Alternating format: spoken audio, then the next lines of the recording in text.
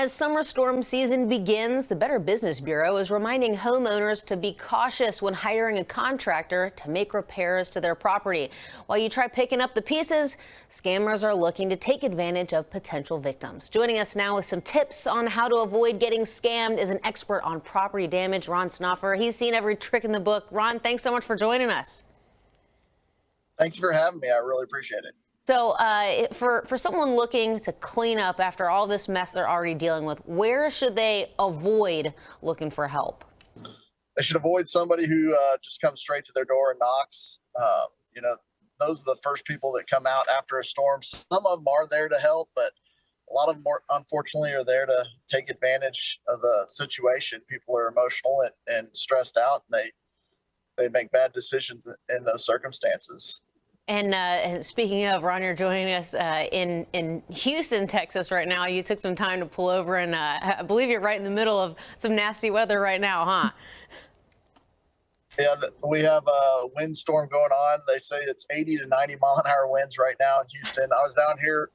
They just had a tornado last week, and I was doing some inspections on properties down here.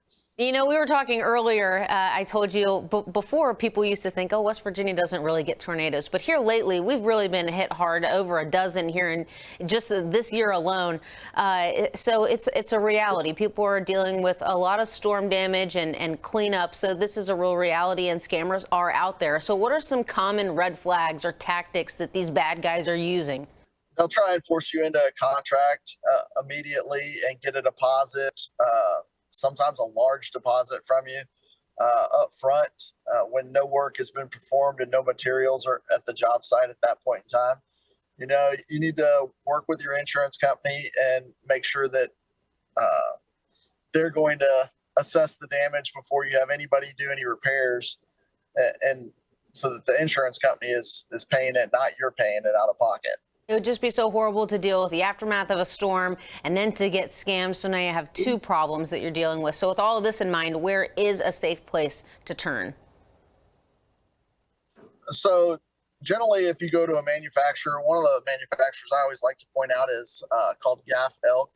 They predetermine who's allowed to be one of their certified contractors, and they only take 1% of all contractors throughout the country. So they vet the contractors on behalf of property owners to make sure you're getting the best of the best when dealing with one of their products. Or maybe friends and family is a good place to turn to. Always a good place to turn. You want to be able to get references and somebody who's actually done work with them, not just the next door neighbor who just signed up 30 minutes before them. Sounds good. So avoid the folks going door to door. Ron, thanks so much for joining us. Be safe out there in Texas. For more information, by the way, folks at home, on how to protect yourself from these scummy scammers swooping in after the storm, head to nationalclaimsnegotiators.com, which we do have a link posted to our website, WOWKTV.com. Ron, thanks so much.